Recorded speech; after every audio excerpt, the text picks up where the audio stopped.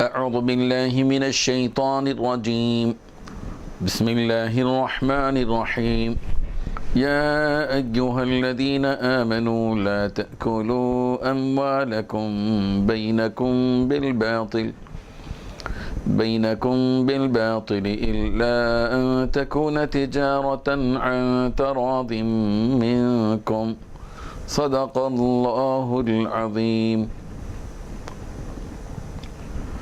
قرآن مجید کی آیات کی روشنی میں حقوق العباد بیان کیے جا رہے ہیں، خدمت خلق کو سمجھایا جا رہا ہے۔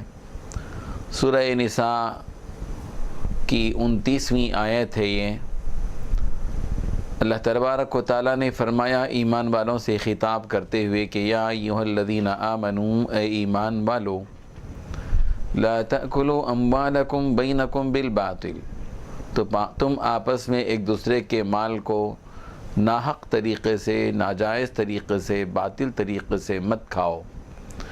الا ان تکون تجارتا عن تراض منکم، ہاں یہ اور بات ہے کہ باہمی رضامندی سے جو تم تجارت کرتے ہو، یہ تجارت تو جائز ہے، لیکن باطل طریقے سے ایک دوسرے کے مال کو کھانا، رشوت کا مال، سود کا مال، خیانت سے لیا ہوا مال، دھوکہ دہی کے ذریعے سے حاصل کیا ہوا مال، یہ وہ مال ہے جو حرام ہے، ناجائز ہے، اس کو استعمال نہیں کرنا چاہیے اور نہیں کھانا چاہیے۔ اس سے حقوق بندوں کے حقوق ضائع ہوتے ہیں۔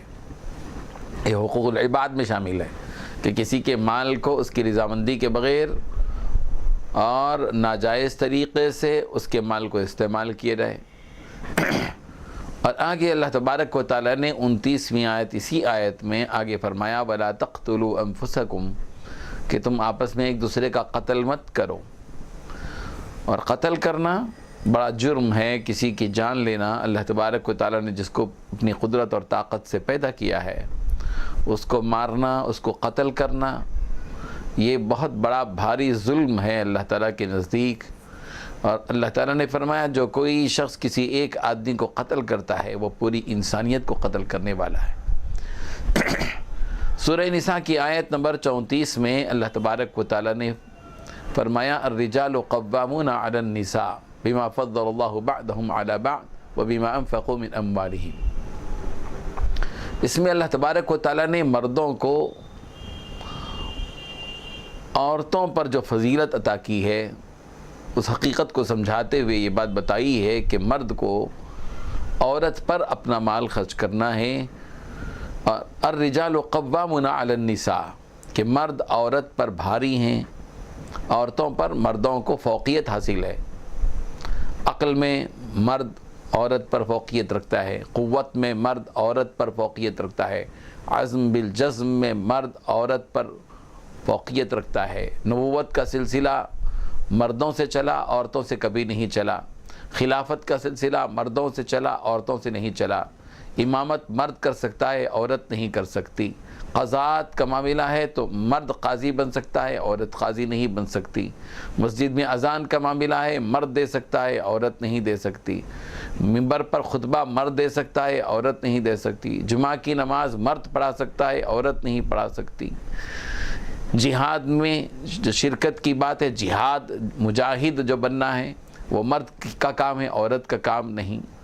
شہادت یعنی گواہی کے معاملے میں عورت کے مقابلے میں مرد کو فوقیت ہے کہ 2 عورتوں کے مقابلے میں 1 مرد کی گواہی کو مساوی قرار دیا۔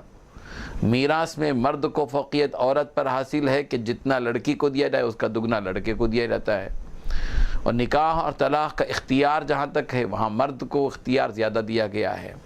یہ وہ چیزیں ہیں جو اسی طریقے سے عورت کے لیے صرف ایک شوہر رکھنا بیک وقت درست ہے۔ ایک عورت 2 شوہر نہیں رکھ سکتی، مگر ایک مرد 2 عورتیں رکھ سکتا ہے، 2 بیویاں رکھ سکتا ہے، 3 بیویاں رکھ سکتا ہے، بشرطے کہ وہ دونوں کے درمیان یا 3 کے درمیان میں انصاف کر سکتا ہو۔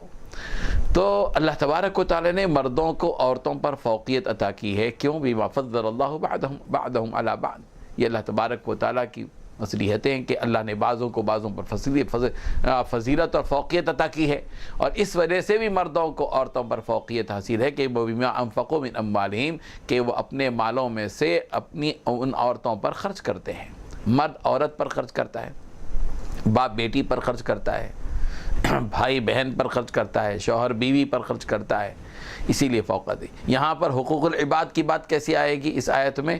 اس طرح کہ آج کل جو کچھ کے لڑکا لڑکی سے، لڑکی والوں سے جو کچھ کے بھیک مانگتا ہے، لیتا ہے، جوڑے کی رقم کی بنیاد پر جہیز کا مطالبہ کرتا ہے، قرآن مجید نے اشارہ دیا ہے کہ مرد کو جو فوقیت حاصل ہے عورت پر، اس وجہ سے کہ وہ اپنا مال اس کے اوپر خرچ کرتا ہے، اس لیے فوقیت نہیں ہے کہ وہ عورت کا مال حاصل کرتا ہے، عورت سے پلتا ہے، عورت اس سے پلے گی، اس کے معاش کا نظم، اس کی روٹی کپڑے اور مکان کا جو انتظام کرنا ہے وہ مرد کے ذمہ ہے، عورت کے ذمہ نہیں ہے۔ تو اس لیے جو مرد عورتوں سے مال لیتے ہیں جوڑے کی رقم کے نام پر، شادی کی بیاہ کے موقع پر، اور جہیز کی فہرست دے کر ایک جہیز کا مطالبہ کرتے ہیں، یہ دراصل مرد جو ہے اپنے آپ کو گرا رہا ہے۔ اللہ تعالیٰ نے اس کو اونچا مقام دیا تھا مگر وہ نچلے مقام پر پہنچ رہا ہے۔ اس کو دینے الید العلیٰ خیر من ید السفلیٰ، اوپر کا ہاتھ نیچے کے ہاتھ سے بہتر ہوتا ہے۔ مرد کو اللہ نے اوپر کا ہاتھ بنایا تھا مگر وہ جوڑے کی رقم کا مطالبہ کر کے عورت کے سامنے اپنے ہاتھ کو نیچے رکھتا ہے۔ سورہ نساء کی آیت نمبر 35 میں اللہ تبارک و تعالیٰ نے میاں اور بیوی کے درمیان کی بات بتائی ہے کہ یہ بھی حقوق میں آتا ہے کہ وَإِنْ خِفْتُمْ شِقَاقَ بَيْنِهِمَا، کہ اگر تم میاں اور بیوی کے درمیان میں ناچاقی کا خوف رکھتے ہو تو ایسی صورت میں ذمہ داری کیا ہے کہ فَبَعَثُوا حَكَمًا مِّنْ أَهْلِهِ وَحَكَمًا مِّنْ أَهْلِهَا، کہ مرد کی طرف سے ایک حکم اور عورت کی طرف سے ایک حکم مقرر کیا جائے، إِن يُرِيدَ إِصْلَاحًا يُوَفِّقِ اللَّهُ بَيْنَهُمَا، اور اگر یہ دو حکم مل کر ان دونوں کی ازدواجی زندگی کے سلسلے میں کوئی اصلاح کا کام کریں، صلح صفائی کا کام کریں، ممکن ہے کہ اللہ تبارک و تعالیٰ یوفق اللہ بینہما، ان دونوں کے درمیان میں اللہ تعالیٰ موافقت پیدا کر دے۔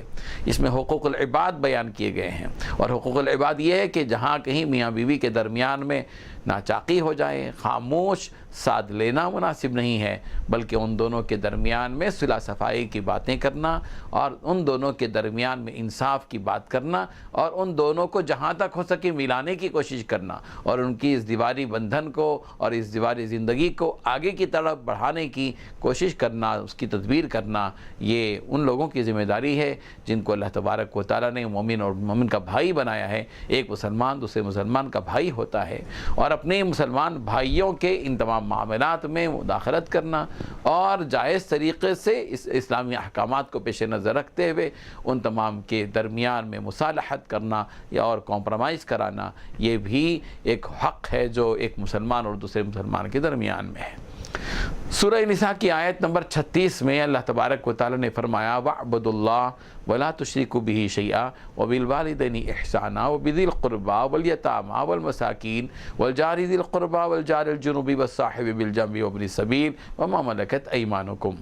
اللہ تبارک و تعالیٰ نے اس آیت میں کا فرمایا کہ تم اللہ کی عبادت کرو، وَلَا تُشْرِكُوا بِهِ شَيْئًا، اس کے ساتھ کسی کو شریک قرار مت دو، اور پھر جہاں اللہ تعالیٰ نے توحید کا حکم دیا اور شرک سے منع کیا، وہیں اللہ تعالیٰ نے ماں باپ کے ساتھ حسن سلوک کا حکم دیا۔ یہ ہے معاملات وَبِالْوَالِدَيْنِ إِحْسَانًا، کہ اللہ اپنے ماں باپ کے ساتھ احسان کا برتاؤ کرو، اور کس کس کے ساتھ احسان کرنا ہے؟ وَبِذِي الْقُرْبَى، اپنے رشتہ داروں کے ساتھ احسان کا برتاؤ کرو، وَالْيَتَامَى، اور یتیموں کے ساتھ حسن سلوک کرو، وَالْمَسَاكِينَ، اور مسکینوں کے ساتھ حسن سلوک کرو، وَالْجَارِ ذِي الْقُرْبَى، اور رشتہ دار پڑوسی کے ساتھ حسن سلوک کرو، وَالْجَارِ الْجُنُبِ وَالصَّاحِبِ بِالْجَنبِ، اور دور کے پڑوسی کے ساتھ بھی حسن سلوک کرو، وَالصَّاحِبِ بِالْجَنبِ، اور بازو والا جو اپنے بازو اور ہم اثر ہے، ہم درس ہے، اپنے بازو ہم نشین ہے، ہم مجلس ہے، اس کے ساتھ، وابن السبیل، اور مسافروں کے ساتھ، وما ملکت ایمانکم، اور تمہارے غلاموں اور تمہاری باندیوں کے ساتھ تم حسن سلوک کرو۔ یہاں غور کیجیے، اللہ تبارک و تعالیٰ نے اس آیت میں توحید کے ساتھ حقوق العباد بیان کیے ہیں۔ حقوق العباد کیا ہیں؟ کہ اپنے ماں باپ کے ساتھ اولاد اچھا رویہ اختیار کرے، ان کے ساتھ احسان کرے، اور قرآن مجید میں بار بار اس جانب توجہ دلائی گئی ہے۔ اور رشتہ داروں کے ساتھ حسن سلوک کا اللہ تبارک و تعالیٰ نے حکم دیا ہے کہ رشتہ داروں کے ساتھ سلوک کیا جائے، حسن سلوک کیا جائے، اور یتیموں کے ساتھ حسن سلوک کیا جائے، مسکینوں کے ساتھ حسن سلوک کیا جائے، اور جو رشتہ دار ہیں رشتہ دار پڑوسی ہیں، اپنے پڑوس میں جو رشتہ دار ہیں ان کا بھی حق ادا کیا جائے. اور بعض پڑوسی ہوتے ہیں جو دور کے ہوتے ہیں. امام شافعی رحمۃ اللہ علیہ کے پاس 40 مکان تک پڑوسی کہلایا جاتا ہے، اور امام اعظم کے نزدیک ملے جلے جو مکان ہوتے ہیں وہ پڑوسی کہلائے جاتے ہیں. اور دور کے پڑوسی کے ساتھ بھی حسن سلوک کرنے کا حکم دیا گیا. اور اسی طریقے سے والصاحب بالجنب، بعض مرتبہ ہم نشیں ہوتے ہیں، ہمارے ہم پہلو ہوتے ہیں، ہم مجلس ہوتے ہیں، ہم سفر ہوتے ہیں، ہم دفتر ہوتے ہیں، ہم رشتہ ہوتے ہیں، اور جو ہے ہم پیشہ ہوتے ہیں، ہم درس ہوتے ہیں. یہ سب جو ہے یہ لوگ جو ہوتے ہیں صاحب بالجنب میں داخل ہوتے ہیں کہ ہم ان کے ساتھ بھی، چاہے وہ مسلمان ہو، چاہے وہ غیر مسلم ہو، چاہے وہ رشتہ دار ہو، چاہے وہ غیر رشتہ دار ہو، مسلمان ہو غیر مسلمان ہو، سب کے ساتھ ہمارے اپنے آپس میں بیٹھنے والوں کے ساتھ ہم ملازمیت کرتے ہیں، اپنے آفس میں اپنے ساتھ رہنے والے لوگ رہتے ہیں، ان کے ساتھ بھی حسن سلوک کرنا چاہیے. اسلام کی تعلیمات اتنے عام ہیں. اسلام اس بات کی تعلیم نہیں دیتا کہ صرف مسلمانوں کے ساتھ حسن سلوک اختیار کیا جائے، کہ صرف مسلمان پڑوسیوں کے ساتھ اچھا برتاؤ کیا جائے، بلکہ اللہ کے رسول صلی اللہ علیہ وسلم نے ارشاد فرمایا کہ پڑوسی 3 قسم کے ہیں. ایک وہ پڑوسی جو رشتہ دار بھی ہے، پڑوسی بھی ہے، مسلمان بھی ہے، اس کے 3 حق ہیں. ایک پڑوسی وہ ہے جو مسلمان ہے، رشتہ دار نہیں ہے، اور پڑوسی ہے اس کے 2 حق ہیں، مسلمان ہونے کا اور پڑوسی ہونے کا.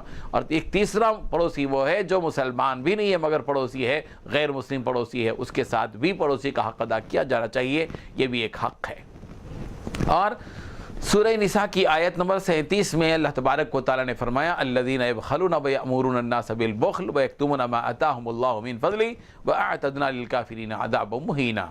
یہاں جو لوگ اس دنیا کے اندر مال و دولت رکھتے ہیں اور اس مال و دولت کو صرف اپنے اوپر خرچ کرتے ہیں اور کسی اور کے اوپر خرچ کرنا گوارا نہیں کرتے، دین کی راستوں میں خرچ نہیں کرتے، مساجد پر، مدارس پر، دینی مدارس کے طلباء پر، یتیموں پر، مسکینوں پر، محتاجوں پر، تنگ دستوں پر، ضرورت مندوں پر، محتاجوں پر، مسافروں پر خرچ نہیں کرتے اور بخل سے کام لیتے ہیں. اللہ نے جو کچھ دے رکھا ہے اللہ تعالیٰ نے ان کے لیے تنبیہ کی ہے. اللہ تبارک و تعالیٰ نے ان کو عذاب مہین کی وعید سنائی ہے کہ الذین یبخلون، وہ لوگ جو بخل کرتے ہیں، ویأمرون الناس بالبخل، اور لوگوں کو بخل کا حکم بھی دیتے ہیں. یکتمون ما آتاہم اللہ من فضلہ، اور اللہ نے اپنے فضل سے جو کچھ کہ ان کو دے رکھا ہے اس کو چھپاتے ہیں. تو اللہ نے فرمایا وَأَعْتَدْنَا لِلْكَافِرِينَ عَذَابًا مُهِينًا، ہم نے کافروں کے لیے دردناک عذاب، اہانت والا، توہین والا عذاب ہم نے تیار کر رکھا ہے. تو بہرحال ان آیات ربانی سے ہم سمجھ سکتے ہیں کہ قرآن مجید میں کس قدر آپسی معاشرت کے بارے میں، معاملات کے بارے میں، اپنی معاشرتی زندگی کے بارے میں، حقوق انسانی، حقوق اسلامی اور آپسی حقوق، تمام رشتوں کو ملحوظ رکھنے کے سلسلے میں کس قدر قرآن مجید نے ہم سب کو تاکید کی ہے. اللہ تبارک و تعالی ہم سب کو عمل کی توفیق عطا فرمائے. آمین. وآخر دعوانا ان الحمد للہ رب العالمین.